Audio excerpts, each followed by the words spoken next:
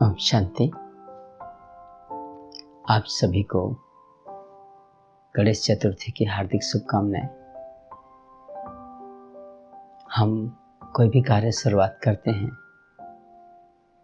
तो कहते हैं श्री गणेशाय करते हैं कहते हैं। और सिद्धि विनायक, विघ्नहर्ता, विघ्न विनाशक, दुख हरता, सुख करता आदि नामों से उन्हें जानते हैं और उनकी महिमा करते हैं। तो क्या उनकी महिमाओं से, उनकी विशेषताओं से, उनको याद करने से बस क्या इतना ही काफ़ी है? क्या अपने जीवन में उनकी विशेषताओं को, उनकी महिमा को धारण नहीं करेंगे? हम भी विघ्न हरता, विघ्न विनाशक हम भी बन सकते हैं। तो अभी हमें श्री गणेश के जीवन कहानी से बहुत सारी प्रेरणाएं मिलती हैं। अभी हम जानेंगे उसकी जीवन कहानी में क्या क्या शिक्षाएं मिलती हैं। श्री गणेश की जीवन कहानी हमें बहुत कुछ सिखाती है। उनकी जीवन कहानी से हमें बहुत सारी प्रेरणाएं मिलती हैं। कहते हैं कि एक बार जब शंकर जी तपस्या के लिए पर्वत की ओर गए तो पार्वती अपने शरीर का मैल निकालकर, मिट्टी निकालकर एक पुतला बनाया और पुतला बना करके जिनका नाम गणेश रखा। और गणेश रखने के बाद पार्वती जी स्नान करने के लिए अंदर गई। उस समय गणेश जी को कहा कि बेटा, आप दरवाजे के बाहर रहना और कोई भी किसी भी पर्सन को अंदर आने मत देना। गणेश जी माँ की आज्ञा की पालन करते हुए कर्तव्यनिष्ठ बनकर बाहर पहरेदार के रूप में खड़े रहे। अचानक उसी समय शंकर जी तपस्या से वापस लौटे। गणेश जी माँ के आज्ञा अनुसार उसे अंदर जाने के लिए मना कर रहे थे।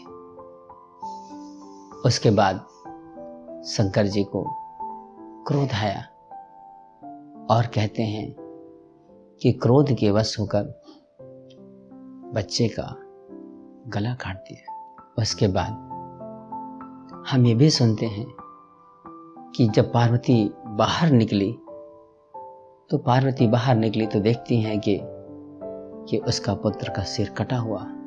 और फिर ये भी सुनते हैं कि शंकर जी ने कहा कि इस मार्ग से जो भी प्राणी पहले निकलेंगे उनके सिर काटकर फिर हम उसमें जोड़ देंगे। इसका कहने का भावार्थ क्या है? इस कहानी से हमें क्या शिक्षा मिलती है? हम सालों से ये सुनते आए, पर इसका आध्यात्मिक रहस्य क्या है? इससे क्या प्रेरणा मिलती है हमें? इससे हमें प्रेरणा मिलती है, क्या किसी देवी के शरीर से मिट्टी निकलेगा? क्या किसी देवी के शरीर से मैल निकलेगा? हम सब सोचे, क्या हम सब के शरीर से मिट्टी निकलेगा? नहीं। इसका कहने का भावार्थ है देह अभिमान रूपी मिट्टी, बॉडी कॉन्शियस, इस मिट्टी को बाहर निकाल के अलग करना। उसके बाद क्या कोई तपस्या करने के बाद 10 साल 20 साल तपस्या करने के बाद जब कोई लौटेगा तो क्या किसी को क्रोध आ सकता है? शंकर जी देवता है और तपस्या करके लौटे थे, पर उसे क्रोधित होकर के उसकी गला काट दिया।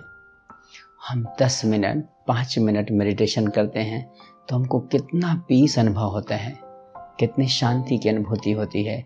और शंकर जी इतने दिनों बाद तपस्या करके लौटे थे और उसके गले काट दिए। इसका भावार्थ यह है कि देह अभिमान रूपी मिट्टी जिसका गला काटकर, फिर ये भी कहा गया कि दूसरा ये भी तो हो सकता था कि उसी सिर को फिर से वापस जोड़ के लगा दें, पर नहीं, उस सिर को नहीं, कोई दूसरा सिर, कोई भी प्राणी जो निकलेगा तो उसका सिर काट के लगाने के लिए।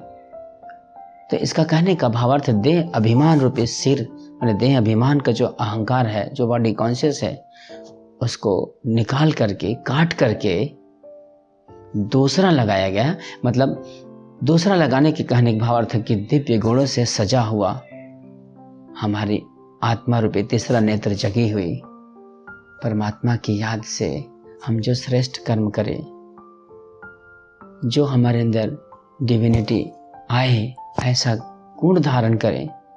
इसलिए दूसरा सब कहते हैं कि जब शंकर जी गणेश जी की सिर काटे तो सिर काटने के बाद तो ऐसे ही मर जाते हैं, ऐसे ही, पर उसे ये नहीं कहते कि हत्या कर दी गई, हत्या शब्द यूज नहीं करते। फिर दूसरी बात यह है कि शंकर जी का पुत्र गणेश जी, पर गणेश जी अपने पिता को नहीं पहचानते। कहने का भावार्थ है कि देह अभिमान के वश हम अपने उस प्यारे पिता को, उस परमात्मा को नहीं पहचानते।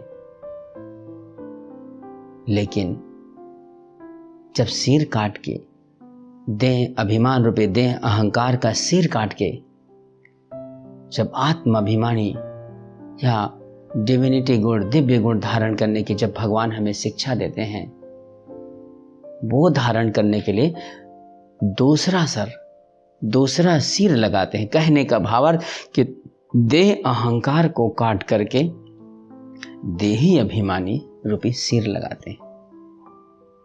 और गणेश जी की एक एक अंग अध्यात्म से भरी हुई है, एक एक अंग से हमें उनकी प्रेरणाएं मिलती है, एक एक अंग से हमें जीवन में सीखने के लिए शिक्षाएं मिलती है। तो अभी हम देखते हैं कि उनका जो सिर दिखाते हैं, मस्तक दिखाते हैं, वो बहुत बड़ा दिखाते हैं, बहुत बड़ा दिखाते हैं। फिर उसके मस्तक में बड़ा दिखाने के साथ साथ उसकी आंख छोटा दिखाते हैं। कहने का भावार्थ है कि बुद्धि इतनी विशाल हो कि हम बुद्धि की विशालता से इतनी दूर की चीजें स्पष्ट दिख ली। जैसे हम कोई दूर की चीजें देखते हैं तो हमारी नजर छोटी हो जाती है, नजर छोटी करके दूर की चीजें देखते हैं, हमारे अंदर फारसाइटनेस, दूरदर्शिता आ जाती है, विशाल बुद्धि होने के कारण। इसलिए उनका सिर विशाल दिखाया जाता है। इसके बाद हम देखेंगे गणेश जी का विशाल सूंड दिखाते हैं, जिसके द्वारा वो बड़े बड़े पेड़ को जड़ से उखाड़ के फेंक देते हैं, और साथ ही साथ उसी सूंड के द्वारा छोटे से बच्चों को भी गोद में उठा लेते हैं, छोटी से छोटी चीज़ों को उठा लेते हैं। कहने का भावार्थ है कि परिस्थिति रूपी, समस्याएं रूपी, या जीवन में कोई ऐसे विकराल परिस्थितियां आती हैं जिनका भी सामना कर सकते हैं, और साथ ही साथ प्यार भी कर सकते हैं। तो लव और लॉ का बैलेंस, शक्तिशाली रूप भी और प्यार भरा रूप भी, दोनों के लिए दिखाया जाता है सूंड को। तो इसीलिए सूंड का भी विशेष महत्व है। जब हमारे जीवन में दिव्य गुण आ जाते हैं, डिविनिटी आ जाती है, तो हम लव के साथ साथ अपने आप को शक्तिशाली भी महसूस करते हैं। फिर दूसरी बात हम देखते हैं, मुख छोटा और कान बड़ा। इसका भावार्थ यह है कि कम बोलें, धीरे बोलें और मीठा बोलें। इसलिए परमात्मा ने इस शरीर की जब रचना किया तो मुख एक बनाए और कान दो। कहने का भावार्थ यह है कि एक बार बोलें और 2 बार सुने। पर गणेश जी के कान कितना बड़ा, इसका भावार्थ यह है कि इस संसार में जब हम हर कोई से मिलते जुलते रहते हैं तो कई प्रकार की बातें आती हैं, कई सकारात्मक, कई नकारात्मक, कई वेस्टवादी, कई व्यर्थ, कई प्रकार की बातें आती हैं। तो हम उन बातों को अपने अंदर न डालें, हम कहते हैं ना कि एक कान से सुनकर दूसरा कान से निकाल दें, तो एक कान से जब सुनेंगे तो दूसरा कान से निकलने के पहले बीच में आखिर बात अंदर तक गई ना। तो ऐसा नहीं, हम उस बात को, उस व्यर्थ बात को, उस वेस्ट जो बोल है उसको अंदर ही ना जाने दें। इसीलिए कान बड़ा दिखाते हैं और सोप की तरह उसे, सोप की तरह सोपड़े जैसे दिखाते हैं, ताकि हम सुनकर ही वहीं से बाहर कर दें, हम उसे अंदर ना डालें। इसीलिए उनके कान बड़े दिखाते हैं। तीसरी, फिर हम देखते हैं कि एक दांत दिखाते हैं और दूसरा, एक जो दांत है एक दंत कहते हैं, इसलिए जो दूसरा उसका दांत है टूटा हुआ दिखाते हैं। इसका मतलब ये है कि हम सभी आत्माएं सब एक परमात्मा की संतान हैं और हम सब आत्मा आत्मा हैं, सब भाई भाई हैं। और एक परमात्मा को याद करें तो जीवन में, आने वाले जीवन में एक धर्म, एक भाषा, एक राज्य, क्योंकि एक को ही याद करना है और एक ही हमारे पिता हैं, इसलिए एक दंत कहते हैं। फिर दिखाते हैं उनके 4 भुजा दिखाते हैं। 4 भुजा में, एक भुजा में दिखाते हैं कुल्हाड़ी।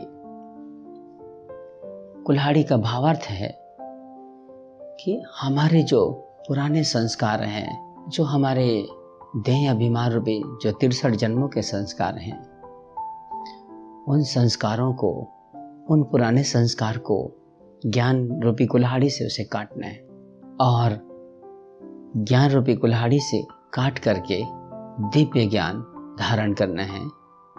इसीलिए उन संस्कारों को काटने के लिए कुल्हाड़ी दिखाया जाता है। दूसरे हाथ में दिखाते हैं रस्सी। रस्सी का भावार्थ ये है कि परमात्मा को याद करने के लिए, जीवन को श्रेष्ठ बनाने के लिए, देवी देवताओं का दिव्य गुण धारण करने के लिए संयम, नियम, अनुशासन जरूरी है। इसीलिए अनुशासन में अपने आप को बांधे रखने के लिए रस्सी दिखाते हैं। तीसरे हाथ में दिखाते हैं मोदक, दिखाते हैं माना लड्डू। तो लड्डू का प्रतीक है कि वैसे तो लड्डू मीठा होता है, मीठा होता है तो खुशी के लिए भी दिखाते हैं कि जब हम आपस में जब खुश रहते हैं, जब खुशियां बांटते हैं तो खुशी रूपी मिठाई के लिए भी कहते हैं। पर ये देखते हैं कि जो लड्डू होता है उसको गणेश जी खाते नहीं हैं, हाथ में रखे रहते हैं। कहने का भावार्थ ये है कि हमारे जीवन में कोई सफलता मिलती है या कोई श्रेष्ठ कर्म होता है तो हमें अहंकार ना आए, इसीलिए वो लड्डू को हाथ में ही रखे रहते हैं। उस अहंकार को अंदर स्वीकार करना नहीं होता है। कभी भी किसी भी चित्र में गणेश जी को लड्डू खाते हुए आप नहीं देखे होंगे। कहने का भावार्थ यह है कि महिमा को, मान सम्मान को, प्रतिष्ठा को अंदर स्वीकार नहीं करना है, ग्रहण नहीं करना है, उसको भी परमात्मा को दे देना है। इसलिए गणेश जी लड्डू हाथ में रखे रहते हैं।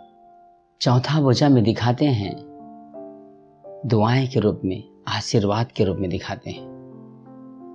कहने का भावार्थ है कि इस संसार में अनेक प्रकार के लोग हैं और हर कोई देने के बजाय, दातापन के बजाय लेने की भावना रखते हैं।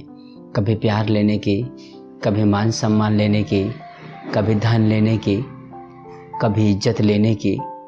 इस तरह से कई प्रकार की लेने की इच्छा ज़्यादा होती है। पर गणेश जी के लिए दिखाया गया है देने की, दातापन की, दुआएं देने की। चाहे हमारे जीवन में किसी भी प्रकार के लोग मिले, कैसे भी लोग मिले, चाहे उनसे हमें ईर्ष्या मिले, घृणा मिले, नफरत मिले, उनकी जो संस्कार चाहे जो भी हो, पर हमको देने की संस्कार बनानी है, दातापन के संस्कार बनानी। इसीलिए उसके चौथे भुजा आशीर्वाद के निशान। फिर आप देखते हैं उनका पेट बड़ा दिखाते हैं। आप इतने सारे देवी देवताएं सब देखते हैं, 33 करोड़ देवी देवताओं की ज्ञान है, पर सभी देवी देवताएं परफेक्ट दिखाते हैं। एकदम इतना परफेक्शन रहता है उनकी बनावट में, कहते हैं कंचन काया कहते हैं, पर उनका पेट बड़ा दिखाते हैं। पेट बड़ा का भावार्थ है कि इस संसार में कई प्रकार की बातें हमारे पास आती हैं, उन बातों को अंदर समा लेना और उन बातों को समा करके सिर्फ विशेषताएं ही देखना। तो इस संसार में सभी प्रकार की जो विशेषताएं आती है, विशेषताएं को समाते जाते हैं, तो जितना विशेषताएं संपन्न बनते जाते हैं, जब विशेषताओं से संपन्न बन जाते तो पेट बड़ा हो जाता है। इसीलिए श्री गणेश जी का पेट बड़ा दिखाते हैं। विशेषताएं संपन्न हैं, अवगुणों को नहीं देखते, खामी को नहीं देखते, सिर्फ खूबी और गुण ही देखते हैं, इसीलिए पेट बड़ा दिखाते हैं। इसके बाद आप देखेंगे उनकी सवारी चूहा दिखाते हैं। इतना उनकी महिमा, इतना उनका दिव्य गुण, पर फिर भी उनकी सवारी चूहा का भावार्थ है।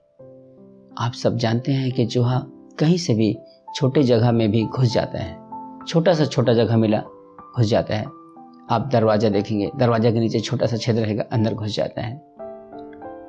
और एक और बात आप देखेंगे कि चूहा जब काटता है तो सुन्न कर देता है, फूंक के काटते हैं, इसलिए पता नहीं चलता है।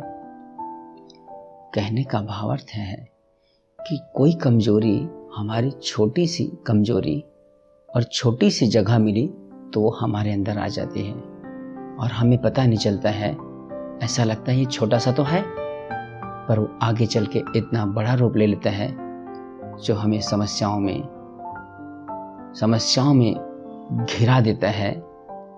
और साथ ही साथ वो आती ऐसा है कि जैसे सुन्न कर देते हैं, काट देते हैं, पता ही नहीं चलता। वैसे ही वो कमजोरी भी, वो दोष भी, वो कमियां भी हमको पता नहीं चलती कि हमारे अंदर ये दोष है, ये कमी है और हमारे अंदर वो, तो उस पर भी गणेश जी को उसके ऊपर बिठाया जाता है। मैंने इन कमजोरियों पर भी, इन समस्याओं पर भी राज करने के लिए, इसीलिए चूहे की सवारी दिखाते हैं। फिर आप सभी देखेंगे उनकी दो पत्नी दिखाते हैं, रिद्धि और सिद्धि। तो रिद्धि और सिद्धि का भावार्थ है कि जब परमात्मा हमें मिल जाता है, हमारे अंदर दिव्य गुण आते हैं, हमारे अंदर डिविनिटी आती है और साथ साथ दैवी गुणों के साथ दिव्य धारणा जब होने लगती है, जीवन में पवित्रता आने लगती है, तो हमें सफलता भी मिलती है और सफलता के साथ साथ प्रॉस्पेरिटी भी मिलती है, समृद्धि भी मिलती है। इसलिए रिद्धि और सिद्धि दोनों पत्नी उसके आजू बाजू में दिखाते हैं। और एक और विशेष बात आप सब देखते हैं कि सभी लोगों ने अलग अलग ढंग से, कोई संसार की भ्रमण किया, कोई किसकी भ्रमण किया, और गणेश जी केवल अपने माता पिता को चारों तरफ चक्र लगाए और चक्र लगाने के बाद उसे जो चाहिए, उसकी जितनी महिमा, उसकी जो जितनी उसकी पूजा करते हैं, जितना उसको याद करते हैं, जितना उसमें दिव्य गुण है, केवल एक को याद किया, अपने माता पिता को। कहने का भावार्थ है कि सारे संसार का चक्रण लगा के, सारी दुनिया को न देख करके, सारी दुनिया में इधर उधर न, और लास्ट में ये देखते हैं कि श्री गणेश जी के जो आसन जिसमें बैठते हैं, आसन जब भी बैठे हुए दिखाते हैं, उस आसन में आप देखेंगे कि एक पैर उनका नीचे जमीन पे और एक पैर उठा हुआ रहता है। इसका कहने का भावार्थ है कि जिनके अंदर दिव्य गुण आ जाते हैं, जिनके अंदर ये डिवाइनिटी आ जाती है और परमात्मा को जो याद करने लग जाते हैं, परमात्मा से कनेक्शन जोड़ने लग जाते हैं, वो इस संसार में रहते हुए भी, इस कलयुगी दुनिया में वो रहेंगे, उनका पांव इस कलयुगी दुनिया में रहेगा, सगे संबंधी के बीच में, रिश्तेदारों के बीच में, और इस कलयुगी दुनिया में, इस संसार में रहेंगे, पर फिर भी इस संसार से किनारे, उपराम, इस संसार से ऊपर रहेंगे, उस परमात्मा की याद में रहेंगे और किसी में उसकी बुद्धि नहीं जाएगी। उसकी बुद्धि सिर्फ परमात्मा की याद में जाएगी, इसलिए उसका एक पैर उठा हुआ दिखाते हैं। तो ये श्री गणेश जी का आध्यात्मिक रहस्य है। तो क्यों ना हम इन बातों को हम अपने जीवन में उतारें और उतार करके उनके सारे दिव्य गुणों की धारणा करें और धारणा करके हम भी श्री गणेश जैसे बने और श्री गणेश जैसे बन करके अपने जीवन को इतना श्रेष्ठ बना लें कि हर कोई हमसे प्रेरणा ले, हमसे सीखे और हमें दुआएं मिले और हम सबको भी दुआएं दें। इसीलिए इसका मुख्य उद्देश्य है ब्रह्मा कुमारियों का कि जितना ज़्यादा हो सकता है कि दिव्य गुणों की धारणा करना और कराना। धन्यवाद। ओम शांति।